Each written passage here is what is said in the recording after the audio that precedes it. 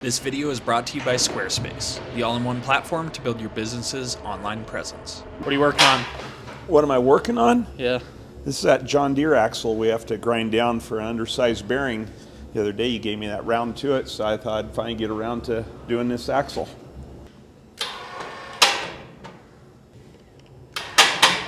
Explain exactly what this is. Well, this is a rear axle out of a John Deere tractor. This is your outside wheel bearing here. This is the part that goes up inside to the differential. This is the portion of the axle that is outside, has big keyway cut in here, and the farmer can move his wheels in and out on the axle here to adjust for different row widths, like if you're doing row crop farming. So anyway, this bearing surface here where you see it's all shiny, that's actually worn down a few thousandths and the bearing is loose on there. So John Deere makes a replacement bearing that is, well, it's roughly 25 thousandths undersized, so we grind this down and then a new bearing will fit tight again. All right. This is always a challenge to get that 3-jaw chuck to grab those splines, but since it is adjustable, it doesn't give us too much trouble because we can compensate for it if it's not quite right. And any of these I have done in the past are usually bent. You know, big old wheels out here on the end, heavy tractor bouncing around the farm. You'll usually find these axles have a little bit of bend in them, but what I do is dial it in so that the inner portion here that runs on bearings, get it dialed in on the crank, or dialed in with the crank grinder, and I don't care what's going on out here at the end. I'm concentrating on this area in here. I mean, you care, but it's an instance of you have to work with what you got. Right. Because what do you suppose a new axle costs? Oh, I have no idea what it would be, but it'd have to be a pile of money. Yeah. And there's no reason for it. Every tractor I got, and so many tractors I've seen, you get on the road, you start heading down the road to the field, and you watch the wheels, and they're wobbling all over the place. It just... That could be a new TikTok dance right there. Yeah, that there? Yeah. I could start the next craze. So we're actually very, very close to right there. So we're only 3/4 of a thousandths. So I'll just tweak this just a little bit, see if I can get that a little closer. And right there, I'm dialed in more than close enough for this job. Actually, in instructions, it says when we dial this in, it only has to be within 5 thousandths of this area right here. So we're going to dial in on this area, but like I say, 5 thousandths is all the closer they expect you to be. Which is kind of far off. Yeah, I was going to say, for what we're used to. Yeah. Well, this axle must be pretty close to being straight because we're coming in real close, even right there. About 1,000. Yeah. So now I'm going to make that adjustment over here.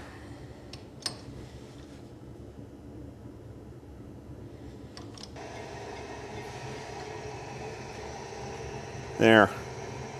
I don't think we'll get much closer than that. And just for fun, let's move out here to the end. Watch your keyway. Yeah. And see if we can get a little guess of what it's like.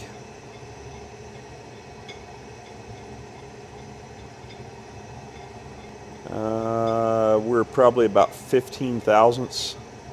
But actually, that's good for a tractor axle. Yeah, that's good for a tractor axle. Most of the time, I don't find them that close. The guy owns this one. He's pretty picky about his equipment, so I imagine he's a little easier on it in the field than some are. But anyway, there we're dialed in where we're going to be doing the grinding. So obviously in 1983 when you opened the shop you didn't have a website, but sometime in the early 2000s you did get a website, right? Yeah, actually it's something I had my brother-in-law build for us. Anytime I wanted something done, had to outsource it, and it was really not functional at all. After moving our website over to Squarespace in 2015, all of that changed. They have plenty of templates to choose from, which can all be easily customized to fit your website's needs, even for someone with no web design experience like my dad. In fact, we can make updates to our website or make a blog post right from the Squarespace mobile app on our cell phone. Did the old website give you any kind of data about who was actually visiting the site? Not that I was aware of. It was kind of one of them deals just like, hey, cool, we have a website. But Right. that's all it amounted to. Having a website is cool, but it's even cooler when you have the full suite of analytics that Squarespace provides to help you grow your business. So when you're ready to build your online presence, head to squarespace.com for a free trial. And when you're actually ready to launch, go to squarespace.com/JimsAutomotive and be sure to use the discount code JimsAutomotive for 10% off the first purchase of a website or domain. Okay, so on this axle, this area I'm going to mark here with an X. That's where, I don't know for sure what goes on there, but maybe something to do with the seal, some kind of flange that the seal rides on. The area we're concerned about is across right here. That's where the bearing rides, and you can see that has worn down from this area here. You can actually feel a lip across there. So anyway, we're going to have to grind this entire area from there to there to the undersize for the new bearing. Because it goes from smaller to a little bit bigger diameter, and this is supposed to be one size up to this. One diameter all the way. Well, actually, it's one diameter. Or is it just one all the way across? Now let's put a mic on there and see. But the point is, you have to grind this down, even though the bearing only sits here, because you wouldn't be able to get the bearing over this. Right. Okay, 3.3, 73, 3.377. So this here is worn too. I think this was, when this was new, that was all one surface. But this is worn down a little bit also. We're not going to worry about that. That's not going to bother anything. But what we're concerned about is grinding this entire area down so that the new bearing will fit. Okay. Show the new bearing real quick. And here is the new bearing that goes on there. So, It's been in that package for a while. Japan. That's where all the good stuff comes from.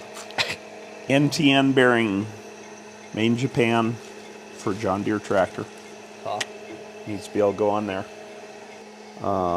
We measure 3.375 roughly now, and we gotta go to 3.3497. So I need to do a little more math. plus or minus half a thou. You think you can manage to hit a 1,000th tolerance on this thing? Man, I don't know. Might be a challenge for the cleaning guy. Okay, so let's set this back to 3.37 or 3.375 roughly. So I can adjust my gauge here.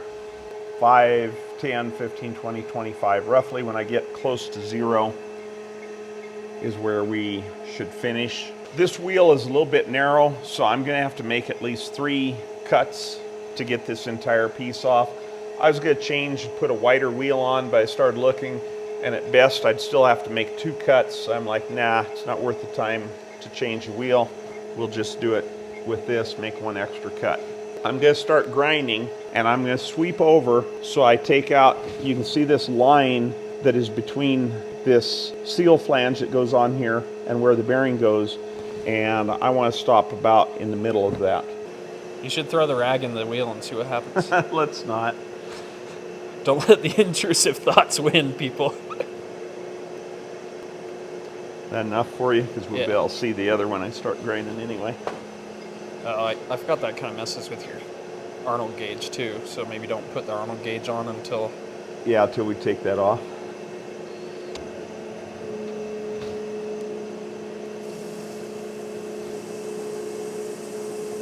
Hear that frying? Yeah, That's how you tell when you're getting real, real close. there it is. There it is. Very close. Okay, I'm going to set this for 25 thousandths. It's just a rough rough measurement, rough setting. Nothing So- I can actually go by other than an indicator of when I'm getting close. Yeah.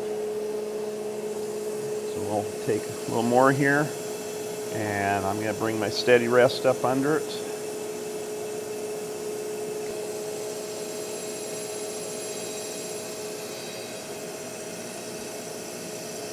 There you can see where I'm grinding. I got the full width of the stone going there.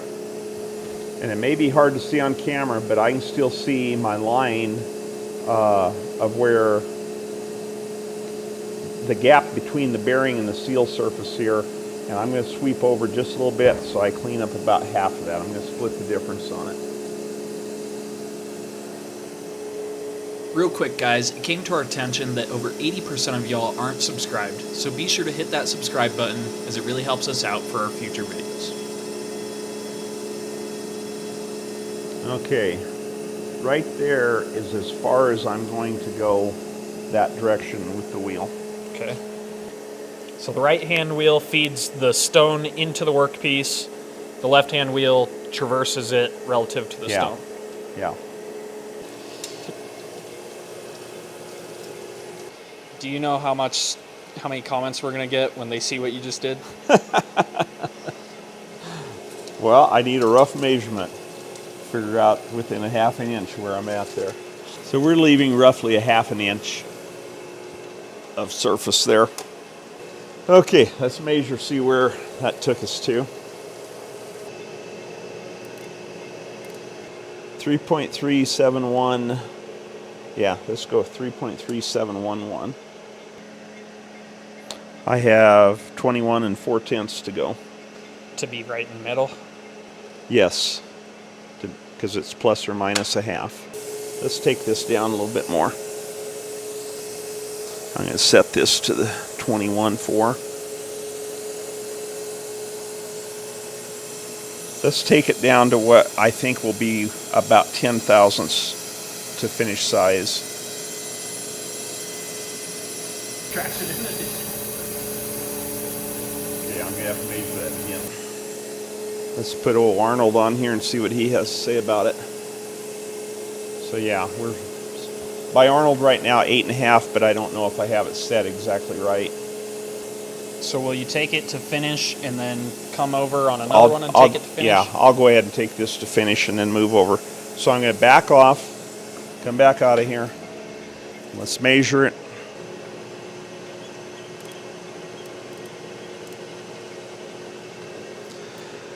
$3.3597. 3.3597. 10 to be right in the middle. Yeah.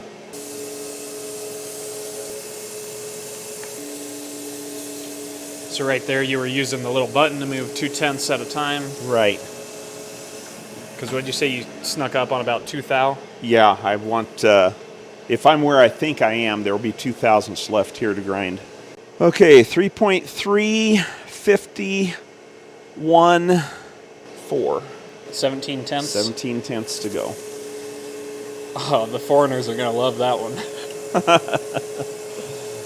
So again, I'm going to adjust this ever so slightly to reflect about 17 there. So should we go for it? Send it.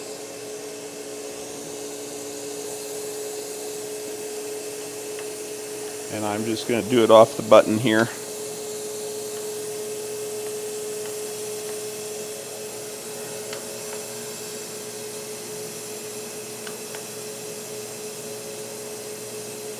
You know, that's coming in really nice. I wish the crankshafts would always do that. Yeah. Okay, there's our 0. And just for fun, I trust that we're on size, but let's measure again. You trust Arnold? Yeah, I trust Arnold. He's a good guy. 3.3497. On the money. 3.3497. There we are. I don't believe you. You're just saying that for the camera. Now I'm going to move over just a little bit here, and we'll take the next band off there. Do you go off the wheel? Do you put the Arnold gauge back on? Or? A little of both. I can kind of judge where I'm at here with the wheel. As I start getting here a little closer, I can put the Arnold gauge back on. See, I've got a little, 18 thousandths there to go at that point. Looks like I'm going to have to make about 4 plunges in to complete that. This might be a dumb question, but I've only ever seen you do cranks. For something like this where you're just hitting the size and then press fitting a bearing on, do you do any polishing after the fact? Or no, I probably will not polish this. Really no need to, because the bearing that goes on there is a press fit. There's no like sliding movement. No, there's between no the sliding. two, I guess. It's a press fit, and that's all there is to it. Okay, once again, we got that one done. I'll move over here one more. You can see from the start here what I've got to go. Yeah, so just over 25 is what you have.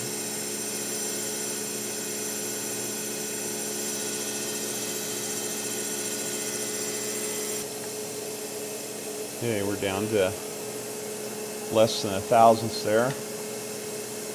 2 or 3/10. Teeny tiny bit more there. There we are. Yeah, so you got to do one more plunge? One more plunge and we should have it done.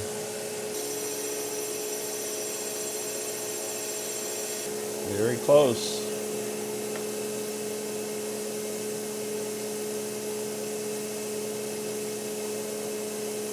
Pretty dang good to me. Yeah, I'm going to call it right there. That is almost down to the size of this part of the axle. As long as this is concentric and this is concentric, because there's a bearing Yeah, in the. I'm assuming there's a bearing here of some sort. I've never had one of these apart myself. I don't know what's there, but there has to be some sort of bearing or support on this side, and then the weight and your torque of the tractor when it's going through the field pulling an implement is all against this bearing here. Yeah. Let me measure out here where I just got done one last time, just for fun. Yeah, I'm right in the range where we want to be here with size, so we're good. We've even at times when they were worn real bad, we've actually had these welded and built up. Yeah. And then grind them back down to size. Huh. So there's more than one way to fix them, and if they're worn beyond what this repair here will do, they can be welded and built back up. Makes me a little nervous welding them.